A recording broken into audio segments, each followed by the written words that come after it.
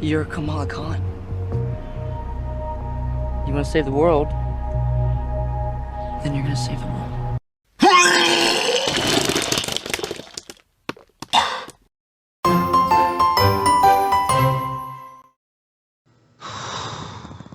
Miss Marvel. You know, they say that the definition of insanity is doing the same thing over and over and expecting different results every time. Well, that's where I'm at with Marvel and its shows. I keep watching them, knowing that they'll turn out exactly the same fucking garbage that I have seen before, and yet I keep watching them, in hopes that there might be something different this time.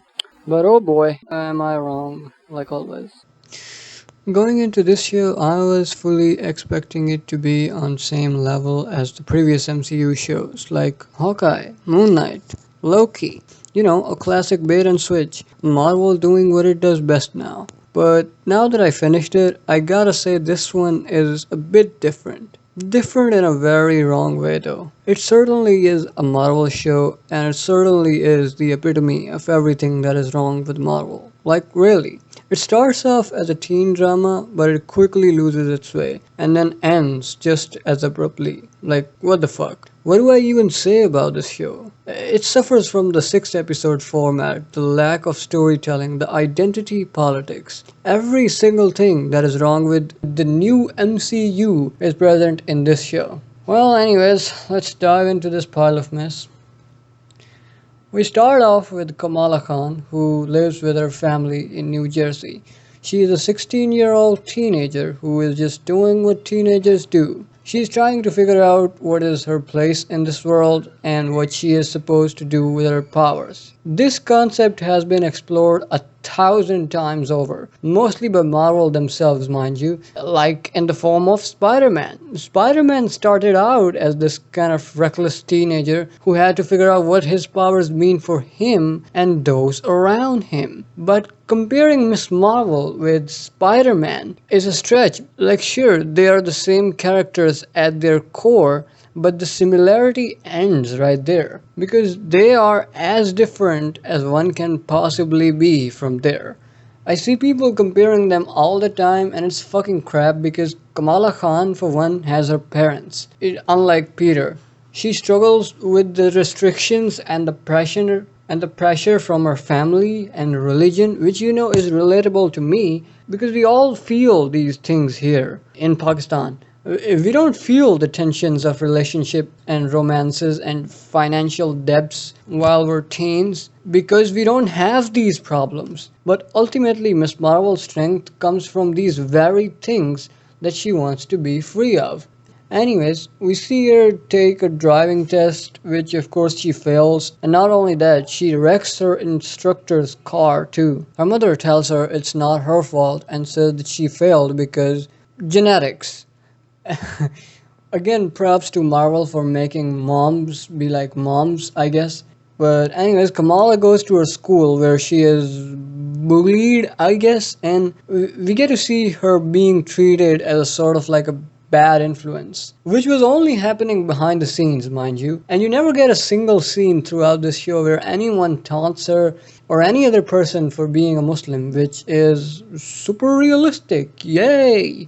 Not to dwell too much on this, and I for one am against gender and identity politics in Hollywood, mind you, but here is what I want to know. Why did they drop the ball in this show while they were perfectly fine doing this before this show in every fucking thing that they made? Moon Knight, Loki, Hawkeye, Doctor Strange. Even Thor has this problem, so why does this show stop? Just a food for thought, I mean. Anyways, we meet Kamala's friends Nakia, which sounds more like an African name than a Muslim name, and Bruno, who is also her best friend. And 2 montages later, we see that Kamala wants to go to Avengers Con and she knows her mother is not gonna be super game about that. But Bruno says that she should still ask for permission because it's the right thing to do. Then a montage later, she does ask her parents for permission and they say that she can go but only if her dad accompanies her. Also, I just want to point out that these suits in this scene are fucking hilarious. And seeing her dad all excited like that was kind of funny. I mean, it made me chuckle. Kamala says, "Nope, not happening." And she tells Bruno about the situation. And then we get this epic new Marvel scene, everyone. You're Kamala Khan. You want to save the world, then you're gonna save them all. I guess politics find a way. Anyways, since Kamala is super excited about this, she decides that screw the permission, she is going to sneak out. So she fakes studying and then goes off with Bruno. At the con, she wears her grandma's bangle for the cosplay, which makes her glow and also turns her into a meth addict.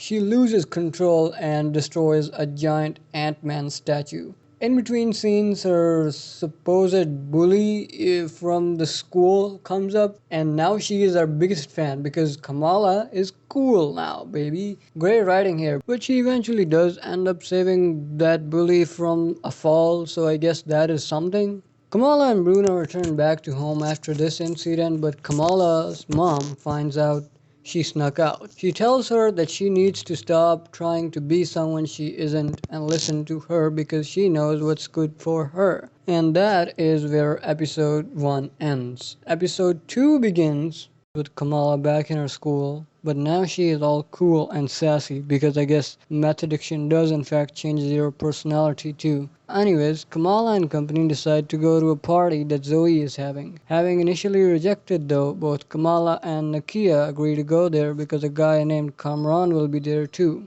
Another montage later. That is, by the way, like 4 to 5 montages already. That should be enough to tell you what kind of show this is. No? Well, don't worry, because we'll get there.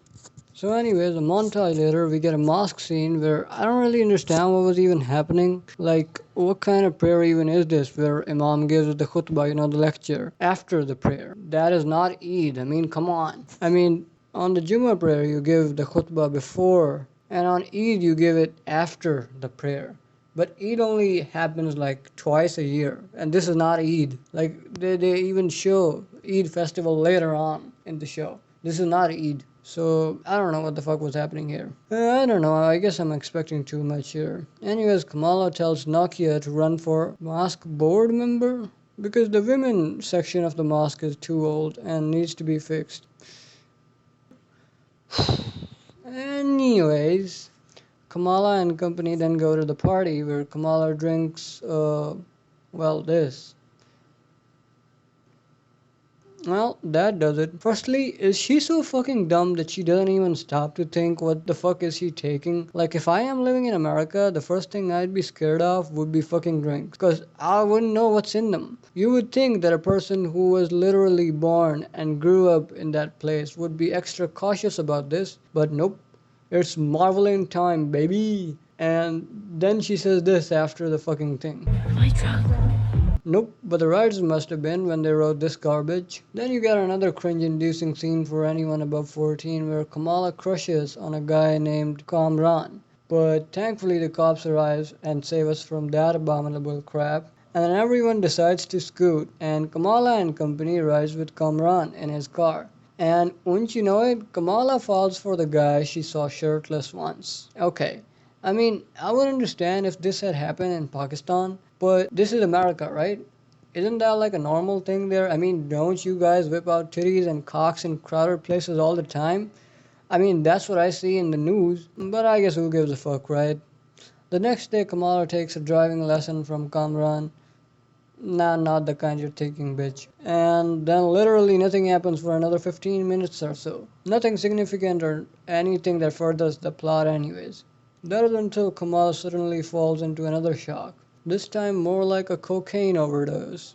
She asks her grandma, which translates to Nani here by the way, or Dadi in case of paternal grandmother, but this is her maternal grandma, so her Nani. So Kamala asks her about the bangle and she tells her that it belonged to her mother, Kamala's great grandmother. The next day is Eid, which is crazy because literally no one even mentions it until this episode. Eid is like the most awaited festival in the whole year.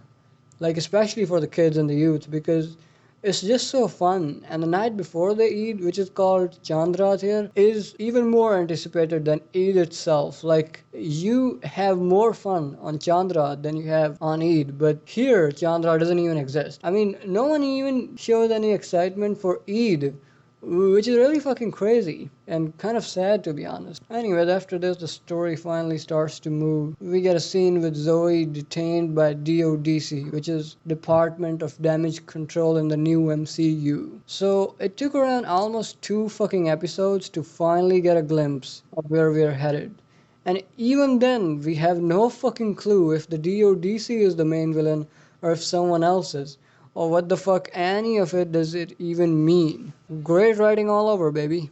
Meanwhile, a kid falls off from a tower of the mosque at the Eid festival and Kamala saves him, dressed in her cosplay costume. But her superpower of being a crackhead overpowers her again and she almost lets the kid fall off to his death. She is recorded and shared on social media by everyone present at the scene, and then within moments DODC arrive and start hunting her. She is shot down and falls right next to the DODC agents, but Kamran comes up in his shiny black car and literally picks her up from right in front of them and scoots. And these fucking morons look for her like they didn't just obviously saw her slip from right under their fucking noses. I mean, you might as well hire blind people for the job. Not really surprising considering how incompetent and miserable the TVA was in Loki with fucking electric batons. They only managed to capture Loki's because either they were seriously nerfed or they were a kid. Anyways, Kamala then sees Kamran's mom in his car, who tells her that she has been waiting a long time to see her. And the episode ends there. Episode 3 begins with Kamala being taken by Kamran and his mother to their house, where Kamran's mother tells Kamala that she and her great-grandmother are actually jinns from another dimension, and they were separated during the partition of Pakistan and India. She also tells her that the Bangle has unlocked Kamala's abilities and that she needs it to get back to her dimension, her home, and then she just lets her go. This is a very important scene because it tells us just how incompetent the writers are here. Are you telling me they just let her go? They could have opened a fucking portal or whatever and gone back to home right then and there, but nah, we still have 3 more episodes to fill, don't we? Nakia gets mad because earlier DODC came to the mosque looking for Kamala and they almost trashed the place. See, Nakia doesn't know who Kamala is. She doesn't know Kamala is Miss Marvel or, according to this show, Nightlight, which is another stupid thing, but we'll talk about that later.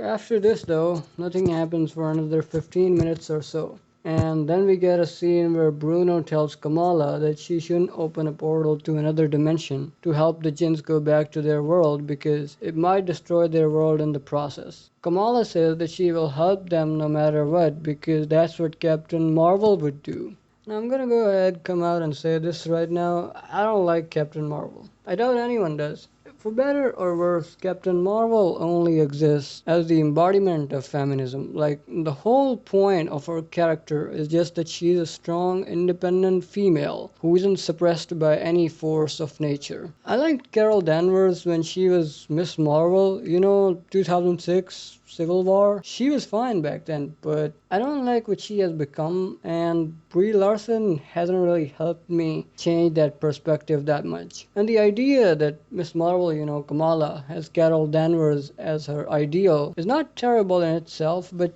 shouldn't she have an identity of her own? I mean, Kamala hates her heritage in this show as much as the next person, and she just wants to be the next Captain Marvel. But where the fuck her ideology and identity figure into all this, Do the writers deliberately make her a fangirl so she can't ever be her own person? It's all really confusing, actually.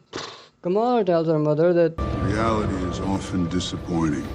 And her mother tells her that whatever she's going through, she's not alone, and that she is there with her. There's nothing wrong with this scene, and in fact, it's a pretty wholesome scene that shows a mother-daughter relationship, but the context of it is all wrong. Like, firstly, didn't you just trash your daughter over rebellion phase or whatever? Do you not already know what the fuck is happening to her? And what even is happening to her, really? She is absolutely taking zero responsibility for her actions, and she doesn't even seem to care about the repercussions for the time being. It doesn't add up, but why do I even ask? They clearly didn't know where they were going with this, and they didn't want you to bother either. We get a wedding scene after this where there's more identity politics, more representation, and more cultural references, with zero story progression, by the way. And if you want to know what I thought of the references, then they were pretty much okay. Like, I don't really see a groundbreaking work of cinema, but I also didn't see anything that I cringed over. I just rolled my eyes over that scene because it was fucking unnecessary. Anyways, the wedding is interrupted because Kamran's mother and her associates attack the building. Now, here I want to bring up that bullshit first scene of the episode where this woman just lets Kamala go but then attacks her on the night at the wedding because she thinks Kamala is not willing to give her the bangle. Okay, so you let her walk free the first time but then get upset after 6 hours that you start thinking that she might betray you? Are you fucking kidding me? You must be fucking stoned, or who knows, maybe you're just bipolar, you know? Like, I wouldn't have been surprised if this show actually tried to explain this mess of a story with something like mental illnesses. But they don't even bother because who the fuck cares, right? Just sit the fuck down and consume, bitch. Then there's a CGI fight, the usual MCU stuff. Bruno gets injured in the tussle, and then we get this glorious scene. Why are you doing this? You said you would protect me. Why should I protect those who betray me? Yeah, what a fucking betrayal, auntie. Teenagers, just the worst, am I right? Anyways, then both the auntie and Kamala turn into crackheads as they see a train that has Karachi written on it. Meanwhile, DODC arrives and everyone scoots. Pretty convenient timing these guys have, being there on the spot every time the story needs them to be. But what a pickle, because Kamran and company is captured by the DODC while Kamala and Bruno escape.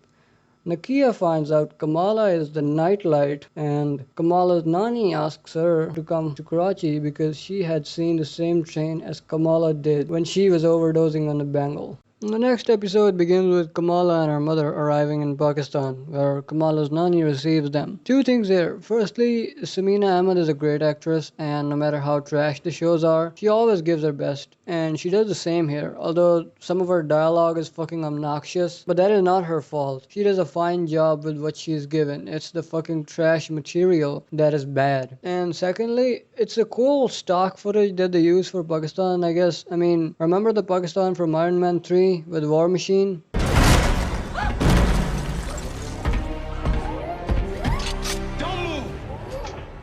This is certainly an upgrade, I guess, but it's not perfect. Like, sure, they use some good stock footage of Karachi, but it's not enough to convince anyone who knows anything about Pakistan. Like, in this scene where the roads are so fucking wide and clean, even though it's not the highway.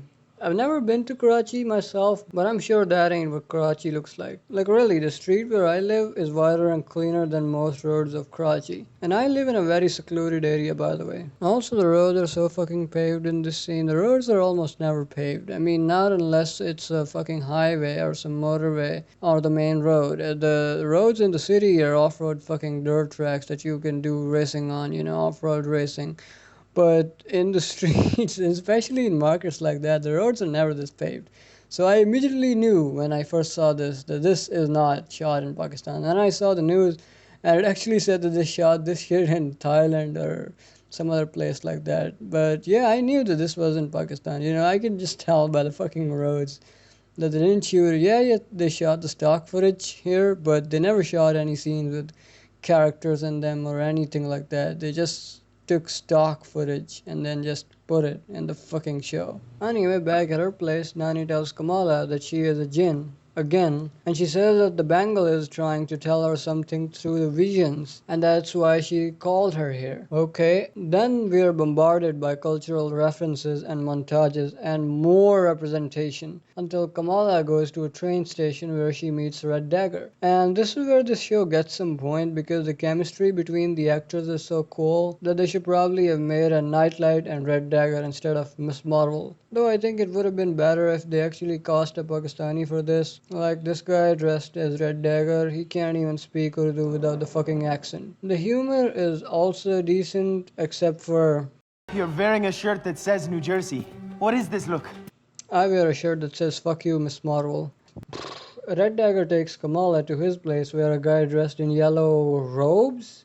Is this a fucking costume? Who the fuck wears something like this? Why can't you have people dressed in normal outfits, like shalwar kameez, some trouser and t-shirts? I mean, it's not that hard. Ah, fuck it. The guy in yellow robe tells Kamala that jinns are not really jinns, but beings from another dimension. Probably the dog dimension by the looks of it. He says that the beings want to remove the barrier between the two worlds and they want to take over our world. Big stakes, yay! Meanwhile, the unnamed mother of Kamran escapes from the DODC with her friends, leaving Kamran behind. Cause again, me angry, me no get the bangle cause you want Kamala that I attack the wedding. It's like they took a huge dump on the characterization of the villain. Man, they must have hated the villain, or they made her this much shittier just so she can't overpower the teenage nightlight. Anyways, then we see Kamala reconnecting with her family and making friends with Red Daggers. There's some heart-to-heart scenes which are good, I guess, so the show gets some points for that. But anyways, Kamala and Red Daggers get attacked by Kamran's mother and her friends, and they fight, and in this fight the guy in yellow robes gets killed while Kareem and Kamala manage to defeat the jinns. Kareem is, by the way, the name of the Red Dagger. But during the fight, Kamala's bangle is pierced by a knife, and this triggers something that makes her travel to the past. And she arrives in 1947 at a train station where her train is ready to leave, and the episode ends. Now, I just want to say, have you noticed how fucking inconsistent this bangle is in its powers? Like, you can use it for time travel too now. It's a cheap fucking plot device being used by lazy and incompetent writers. Just do whatever the fuck they need done in the story. I know that the bangle seemingly holds an element of mystery, but in reality it's just a cover your fuck ups card in the show. This bangle does not exist in the comics, so they made it for the show, and it doesn't justify how the bangle can be used for whatever you need happened, and so it might as well have been created to hide the fucking lazy and sloppy writing. And you'll see more new and convenient uses of this bangle down the line. Moving on, the penultimate episode takes place in 1942, where Fawad Khan is a political activist who lives in some remote village in India, and there he meets Mavish Hayat, Kamala's great-grandmother. I mean, I'm sure these characters have some names in the show, but because this episode is so out of the place and unnecessary, I don't remember their names. I really don't. I haven't really seen much of Fawad Khan and Mavish Hayat, but I thought they were decent enough here. I mean, I don't usually see the local films and TV shows,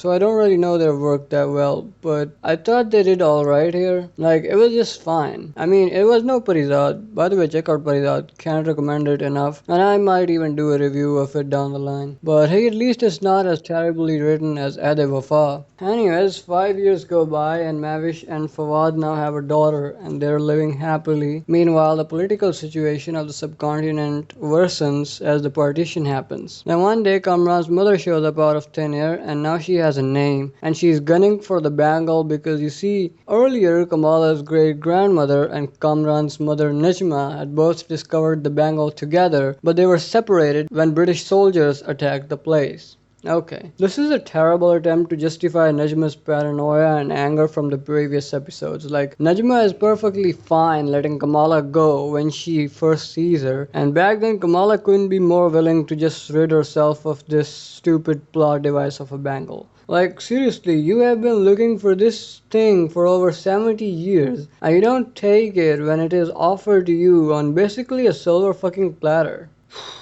Anyways, Kamala's great-grandmother gets worried for her family because of the violence from the partition and Najma's threats, and she says to Fawad Khan that they should flee the country. But as they try to flee, Najma shows up and kills Kamala's great-grandmother. Meanwhile, her daughter Sana, Kamala's Nani, but only 5 years old at the time, gets separated from her father in the crowd. But the dying Mavish Hayat casts a spell or some shit by reciting the words from a poem, and wouldn't you know it, Kamala arrives on the spot. Oh my god, this fucking bangle. Just fucking kill me already. Kamala saves her Nani, and you won't believe how. She carves a fucking path made of fucking glitter or some shit from the bangle, which leads Sana directly to Fawad Khan. Like, wow. This bangle is like the Doraemon's pocket right here. Like, fuck the Infinity Stones. Who needs those? This bitch is all the stones in one. Time travel, teleportation, telekinesis, matter manipulation. If you can think it, this Bangle can do it. Like, screw me, man. And how the hell no one notices all this happening? Like, this place is like the Bakra Mandi right now, and not a single fucking soul observes these shiny, glittery crystals and sprinkles. No? Okay then.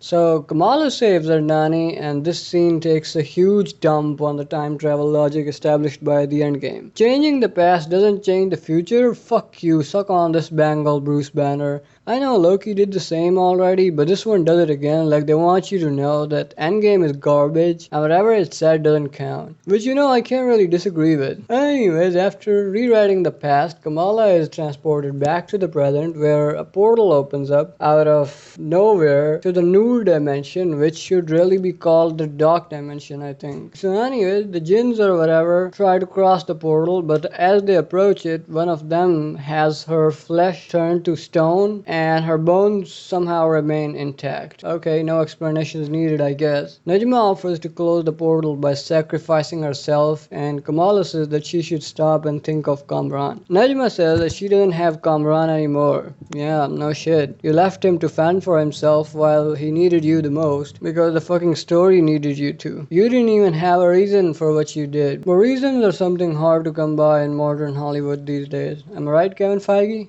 Also, why the hell does Najma seem so eager all of a sudden to give her life to save the world that is her prison? There is not a single scene where she shows any compassion or feelings for this world or its inhabitants prior to this episode in this show. But now she just can't wait to kill herself for us. She was just going to murder a couple hundred people at a wedding just in the last episode. This is the worst scene so far in this show, at least logic-wise. I can rant further about this scene, like how the hell is this portal appearing and disappearing for no reason? How does Najma killing herself close it? But why put so much thought into it when the writers did not? Anyway, Najma transfers her powers to Kamran before she dies, and Kamala's mom finds out she's the nightlight. And Kamran is seeking Bruno's help before he's found by the DODC, and he gets powers similar to Kamala. And the episode ends right there. And I gotta say, this episode is probably the worst so far. Like, it gives you an explanation masquerading as a backstory for Najma's anger, and not to mention the fact that it's unnecessary, because we don't care who Kamala's Paranani, great-grandmother is, or how she found Fawad, because it's fucking meaningless. We already know she is a jinn.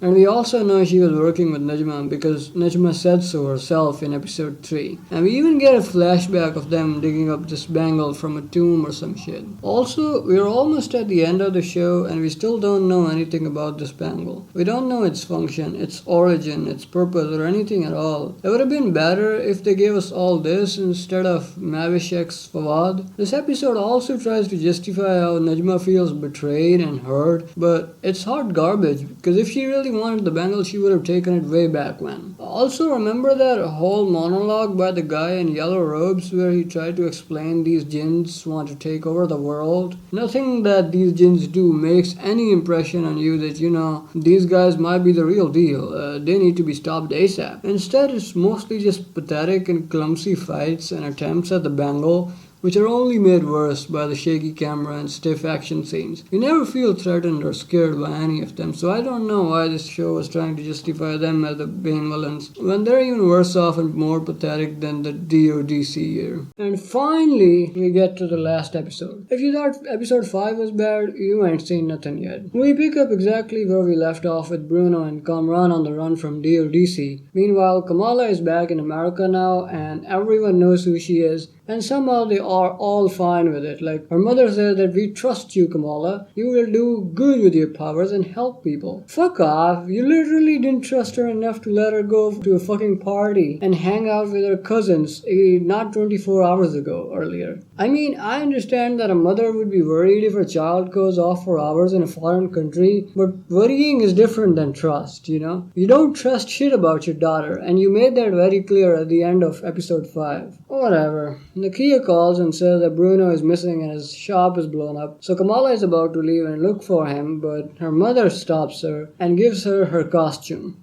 So Kamala got her costume in the last episode. Okay.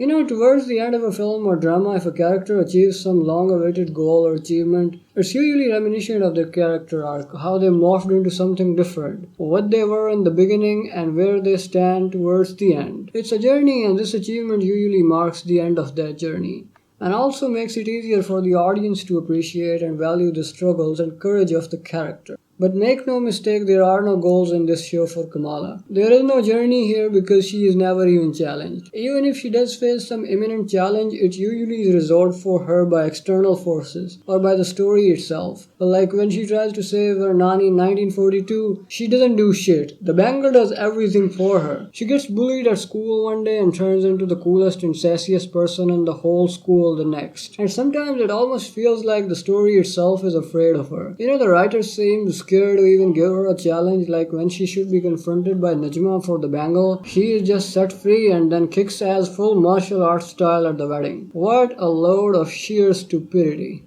Moving on, another montage later, Bruno and Kamran go to the mosque because they think they can hide better in a religious building. And this is a very solid argument, but Nakia says that this is a mosque in America. This probably is the most well-crafted scene in the show. Not because I feel a harsh sting of representation, but because it seems like this one was written by someone without fear. Like there are certain undertones in this show about discrimination, but this scene just goes all in. I was actually surprised by this one. Anyway, Nakia tells them to go to the school as it will be empty and least surveilled area. But what a pickle because DODC arrives at the spot. But what a relief because Kamran and Bruno manage to safely escape the mosque. On the way, they find Kamala and then everyone goes to school. Nakia, Zoe and Kamala's brother also arrive at the school and together they all craft the world's stupidest plan to stop the world's stupidest task force. Nakia asks Zoe why is she no longer being a bully and she says because Kamala saved her life. What she really means is that she pulled off a Chief Steve Harrington. Yay, redemption! Anyway, then after some more dramatic and filler scenes, the Odyssey finally attacks the school. Everyone other than Kamala and Kamran gets captured. Kamala tells Kamran about the death of his mother and he turns evil. Just like that. No explanation needed. And then Kamala, Kamran and DODC all fight each other until Kamran loses control and starts sending out shockwaves like he's juiced up Godzilla. Then we probably get a very decent end to this garbage climax where Kamran tells Kamala that he's never going to be accepted in this society for what he's done and what he has become. And Kamala says that it's okay and that there is no normal and that There's just us and what we do with what we've been given. And then we get the worst Bollywood style song in this show. Doom Tanana Terana. That song, why would they do that? It's a goddamn meme song. Just why would you put this song in this show?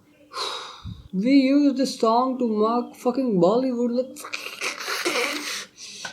Anyway, then everything goes back to fine and dandy. Racist DODC agent gets fired, everyone accepts and loves Kamala for who she is. There was no build-up, no payoff, no stakes. It just fucking ends because it ran out of episodes. Yes, that last scene between Kamala and Kamran was strong and decent, but only in isolation. If you look at everything that leads to it, nothing at all makes sense.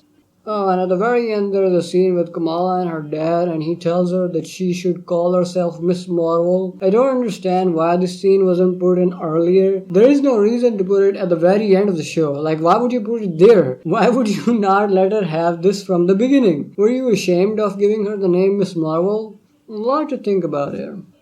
So anyways, I have a very mixed bag of feelings for this show. Like, it certainly is better than every Marvel Disney Plus show before it. But it's still not the MCU that we all used to know and love. Like, what happened to the time when superhero stories used to be about pure fun and entertainment, with usually a testosterone-filled battle between the heroes and the villains? Now it's all politics and corporate agendas. Like, why? I mean, who is even asking for this? Pakistani didn't ask Disney to make this show. Why not create something with substance instead of hollow hallmarks of representation? But that is not even the main problem with this show. The representation itself is passable, it's decent enough. But at what cost, What good is this representation if the quality of the product is as bad as Riverdale? I mean, do you guys prefer representation or do you prefer good storytelling? Nobody wins in a scenario like this. Not Disney, not Muslims, not Marvel, not Kevin Feige. And I'm not saying that you can't craft good stories while representing a culture. Yes, you can. But only if and when you prioritize the storytelling. When both of these elements complement each other in a positive way. When you have respect for the source material, when cultural references contribute to the emotional growth of the protagonist, when you don't cross certain lines and hurt the source material so you can feel good about yourself. Why do you think proper representation of Muslims and Islam is important? I think it's interesting. I get asked this question about why is it important. Yeah, no shit. You didn't think about it because you are being paid to create a product that evokes certain emotions in your very specific audience, and that's it. The goddamn lightning and vibrant color scheme is screaming that this show is made for teenagers and kids. This show is created to appeal to Pakistanis, and yet not a single person I know has watched this other than me. I don't regret watching it myself, but it's just sad that they sacrifice pretty much everything just for the culture. Like, who wins? Who is winning here? But politics aren't the only thing dragging this show down. There's another nefarious force at work here, pulling the strings from the shadows. You guessed it, it's the terrible fucking writing. You can make the world's best looking CGI and hire the most talented actors, but none of it matters if the writing is bad. Here's the thing, writing a story requires that first you make your character believable, and then you make your character likable if that's possible. Because of the fact that Miss Marvel doesn't take its characters seriously, it never achieves that level of realism that you typically expect from this genre. The imbalance of the dramatic family drama and the actual story makes me think if both of these aspects of the narrative were written by different writers. Like, at the one hand, you have this gripping family dramedy where Kamala is so believable and likable, and then you have this utter dumpster fire of a story arc on the other hand with Jims and Bangle that only makes sense if you too are overdosed on the Bangle.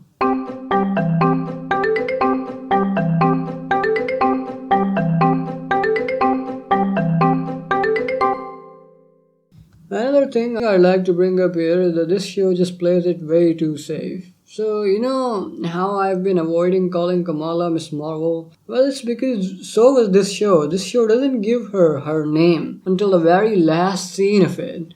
And not only that, it almost seems afraid to give Kamala her name and instead gives her a stupid shitty name like Nightlight. Why? Were you ashamed of giving her the name? Is it because deep down you knew you fucked up and you'd rather not have the name of an entire IP associated with this abomination you made? Was it a deliberate choice or did they screw up? I guess we'll never know.